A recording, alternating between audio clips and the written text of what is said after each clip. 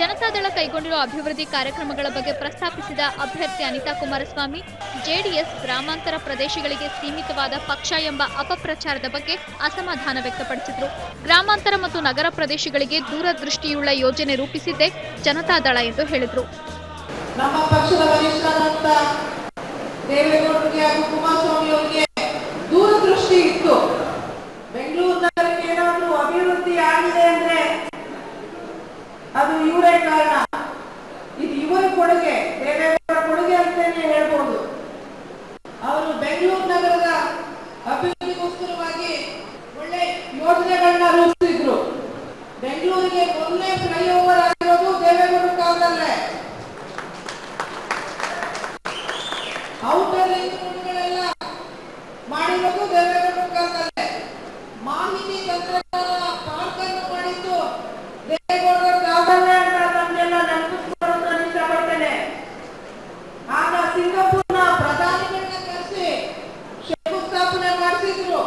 ಇನ್ನೂ ಹಲವಾರು ಯೋಜನೆಗಳ ಕೊಟ್ಟಿದ್ದಾರೆ.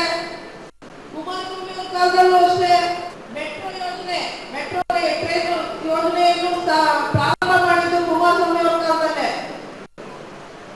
ಹಾಗೆ ಈ ಬೆಂಗಳೂರು ನಗರದಲ್ಲಿ ಅತಿಯಾಗಿ ಭೂಗಳಿದ್ದಾರೆ. ಇದನ್ನ ತಡಿಬೇಕು ಅಂತ ಹೇಳಿ ಅವರು ಎ.ಟಿ. ರಾಮಸ್ವಾಮಿ ಅವರ ನೇತೃತ್ವದಲ್ಲಿ ಒಂದು ಸಮಿತಿಯನ್ನು ರಚಿಸಿದ್ರು. ಕುಮಾರಸ್ವಾಮಿ ಅವರು ಮುಖ್ಯಮಂತ್ರಿ ಆಗಿದ್ದಾಗ ಇವರಿಬ್ಬರ ಕೊಡುಗೆ ಅಪಾರವಾದದ್ದು ಬೆಂಗಳೂರು ನಗರಕ್ಕೆ. ಆದ್ರೆ ಪ್ರತಿಪಕ್ಷದವರು ಇದು ಜನತಾದಳ ಅನ್ನೋದು ಕೇವಲ ರೂರಲ್ ಬೇಸ್ಡ್ ಪಾರ್ಟಿ, ಅಂದ್ರೆ ಗ್ರಾಮೀಣ ಭಾಗಗಳಲ್ಲಿ ಮಾತ್ರ ಸೀಮಿತವಾದ ಪಾರ್ಟಿ ಅಂತ ಹೇಳಿ ಏನು ಅಪಪ್ರಚಾರ ಮಾಡಿದ್ದಾರೆ.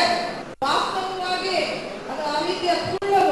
ವಾಸ್ತವವಾಗಿ ನೋಡಕ್ ಹೋದಾಗ ನಗರಕ್ಕೆ ನಮ್ಮ ಜನತಾದಳ ಸರ್ಕಾರ ಇದ್ದಂಗೆ ಅಭಿವೃದ್ಧಿ ಆಗಿರೋದು. ಪ್ರಭಾಕರ್ ರೆಡ್ಡಿ, ಬಸನಗೌಡ ಪಾಟೀಲ್ ಯತ್ನಾಳ್, ಮಧು ಬಂಗಾರಪ್ಪ, ಗೊಟ್ಟಿಗೆರೆ ಮಂಜುನಾಥ್ ಸೇರಿದಂತೆ ಹಲವು ಮುಖಂಡರು ಸಭೆಯಲ್ಲಿ ಪಾಲ್ಗೊಂಡು ಪಕ್ಷದ ಗೆಲುವಿಗೆ ಸಹಕರಿಸುವಂತೆ ಮನವಿ ಮಾಡಿದರು. ನ್ಯೂಸ್ 24 ರಾಮನಗರ ಮತ್ತು ಬೆಂಗಳೂರು.